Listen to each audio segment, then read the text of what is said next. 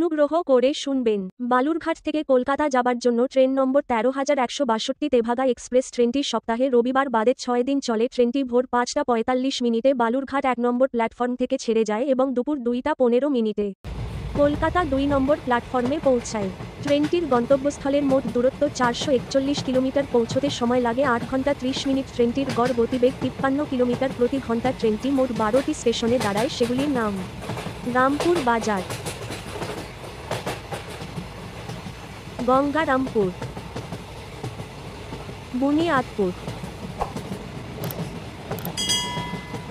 গাজল, Eklakhi junction, Malda town, new Farakka junction, Pakur, Murarai, Rampurhat junction,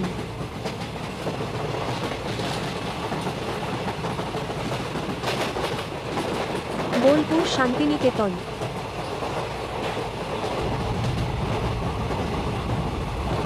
Bardhaman junction. এরপর Kolkata station. এই ট্রেনের থার্ড এসি ভাড়া ১,০৪৫ টাকা, চেয়ার কার ভাড়া ৭৫৫ টাকা, স্লিপার ভাড়া ৩৭০ টাকা, সেকেন্ড সিটিং ভাড়া ১৮০ টাকা। ভিডিওটি ভালো লাগলে চ্যানেলটি সাবস্ক্রাইব করুন।